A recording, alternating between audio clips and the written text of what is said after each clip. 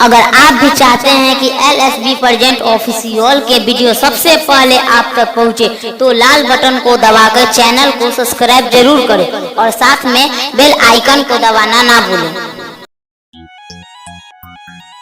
देखिए भैया, हमनी के पारू दक्षिणी क्षेत्र संख्या 16 पंचायत के कर्मठ एवं ईमानदार प्रत्याशी भाई नियाज अहमद जी के अपन कीमती मत देके विजयी बनाई जा और भाई के एक बार सेवा के मौका दी जा लो। भाई नियाज अहमद जिंदाबाद। पारू दक्षिणी क्षेत्र संख्या 16 की जनता जिंदाबाद। बदली नसीब भाई दलित गरीब के जीती है ने आज जदी भैया हो। जीती है चाची सुना हो, जनता के हक अधिकार खातिर भैया लड़त बाहरी लड़ैया हो। जोड़ के हाथ दोनों मांगता सजई हो, पंचायत के करी है विकास। ए भाई जनी अब की भूलई हो, मिलल बाटे मौका अब खास। भैया रे आज के जीतई हो, मिलल बाटे मौका अब खास। भैया रे आज के जीतई हो।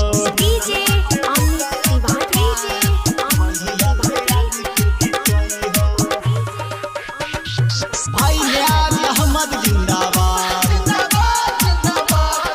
भैया रे आज के जीतई हो।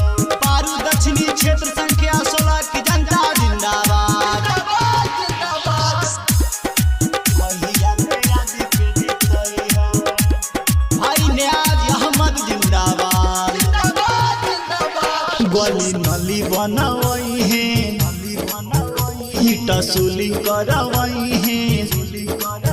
चाही जे कहा जाओ सब हक दिलवई है।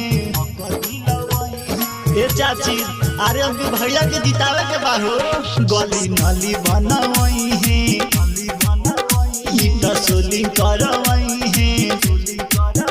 चाही जे कहा जाओ सब हक दिलवई है। करतार वादा नहीं बदली रहता, कहल तनी विश्वास। ए भाई जनी अब की भूलई हो, मिलल बाटे मौका अब खास। भैया ने आज के जीतई हो, मिलल बाटे मौका अब खास। भैया ने आज के जीतई हो।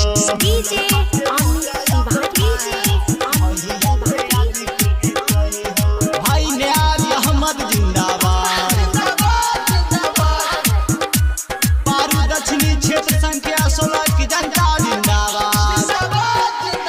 अच्छा बारे ही हो नेता, ई गरीबन के बेटा, किसान मजदूर के बारे भैया दिल के चहेता।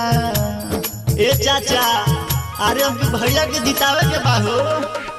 अच्छा बारे ही हो नेता, ई गरीबन के बेटा, किसान मजदूर के बारे भैया दिल के चहेता।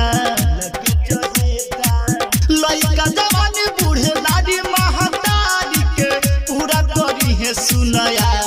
ए भाई जनी अब की भूलई हो, मिलल बाटे मौका अब खास। भैया ने आज के जीतई हो, मिलल बाटे मौका अब खास। भैया ने आज के जीतई हो।